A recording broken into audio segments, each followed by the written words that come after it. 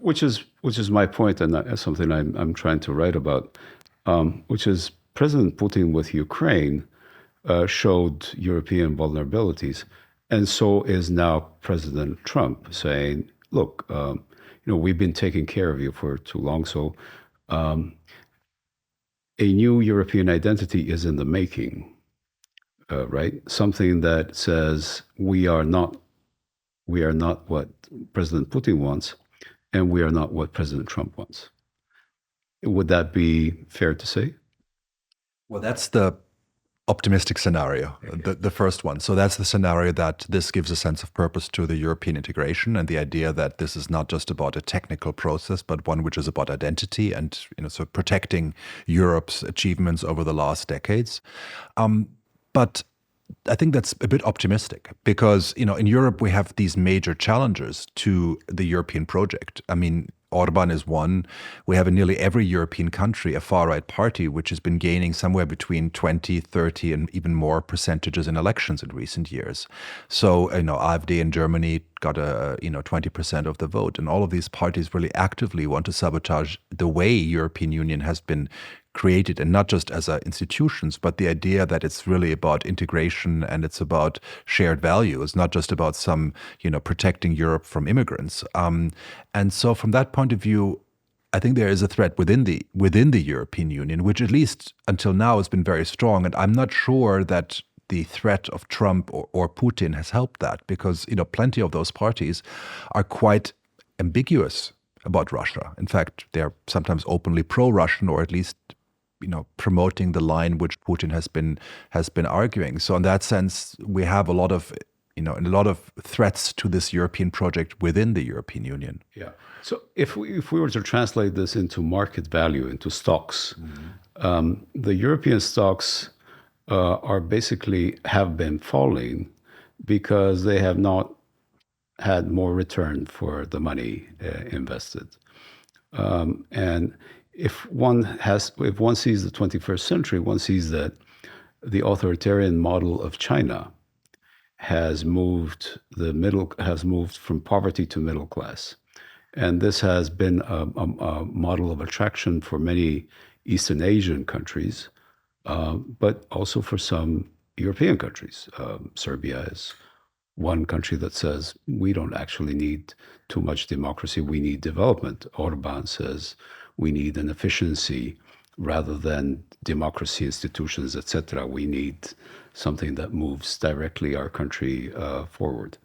And so in this sense, might it not be that we are entering not only a crisis of values, but actually a crisis of growth, which is not necessarily bad. You simply say, okay, this model of growth of the European Union is insufficient.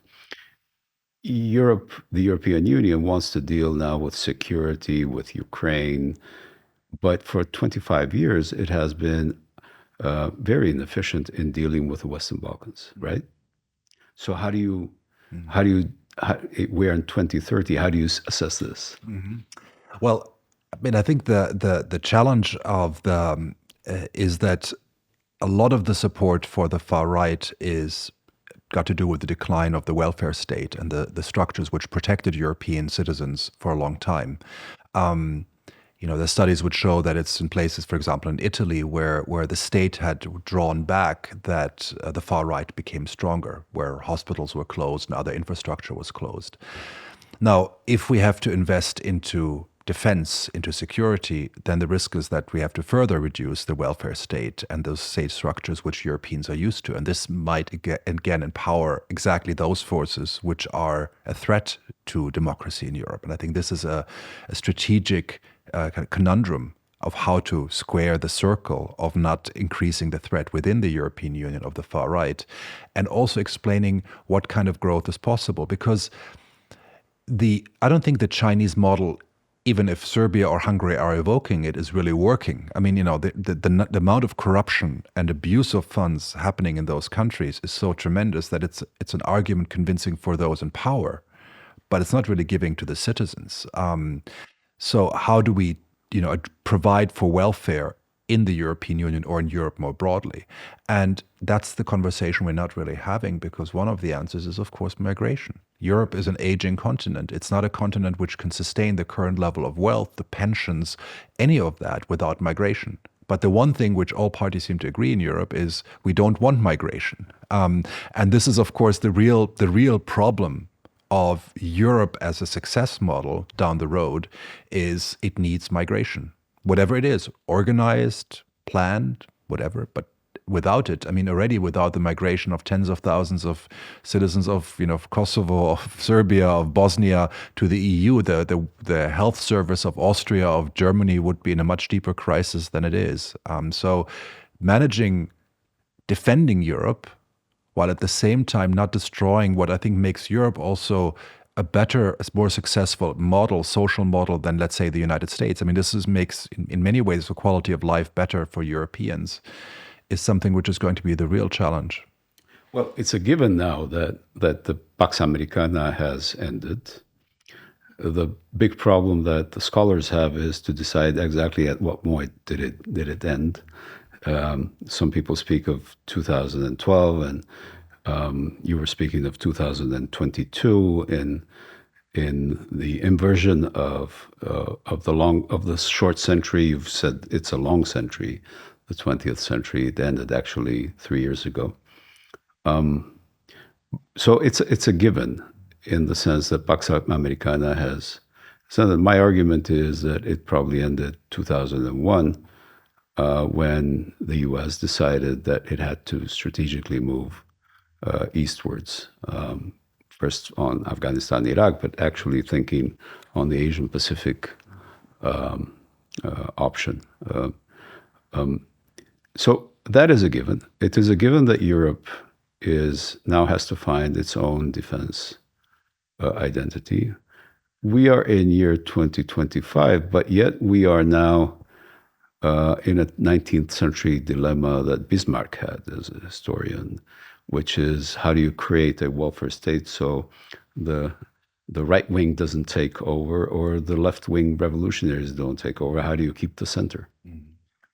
No, I mean, I think this is the dilemma, and I think to some degree, you can deal with defense, but one has to be very clear about what are the threats. I mean, I think the threat at the moment is Russia, very clearly in the European perspective. Now, Russia is actually, I mean, ironically, quite a weak country economically.